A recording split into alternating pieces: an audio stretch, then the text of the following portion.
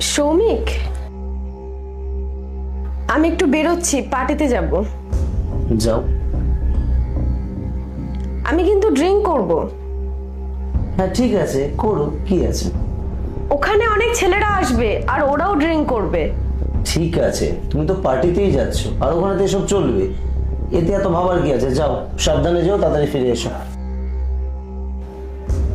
আমি সত্যি যাব? হ্যাঁ। আচ্ছা ঠিক আছে, যেতেই তো বলছি, চো না। চল।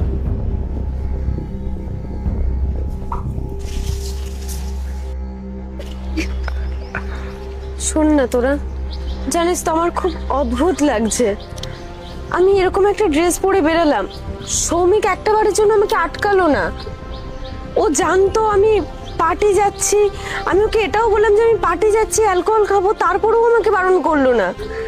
আর আমি যতদূর সৌমিককে চিনি, ও এসব একদম পছন্দ করে না।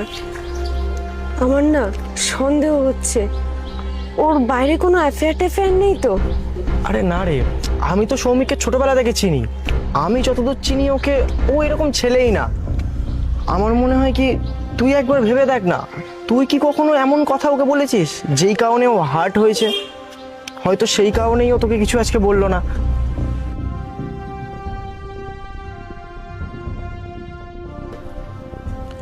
তুমি কি কোথাও বেরোচ্ছ? হ্যাঁ, পার্টি যাচ্ছি। কেমন লাগছে আমাকে? তুমি পার্টিতে যাচ্ছ এরকম একটা ছোট্ট পোশাক পরে? হোয়াট? তুমি এখন আমার ড্রেসের উপর জাজ করছো? দেখো সৌমিক, আমি তোমাকে ক্লিয়ার করে একটা কথা বলে দেই।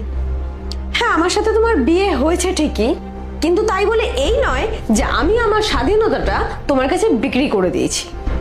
তুমি তোমার লাইফ নিয়ে থাকো, আমি আমার লাইফ নিয়ে। আমার পার্সোনাল লাইফে ইন্টারফেয়ার করার তোমার কোনো রাইট নেই। ইনফ্যাক্ট আমি তোমাকে দেইও নি। সো আমি পার্টি যাচ্ছি, জানিয়ে দিলাম।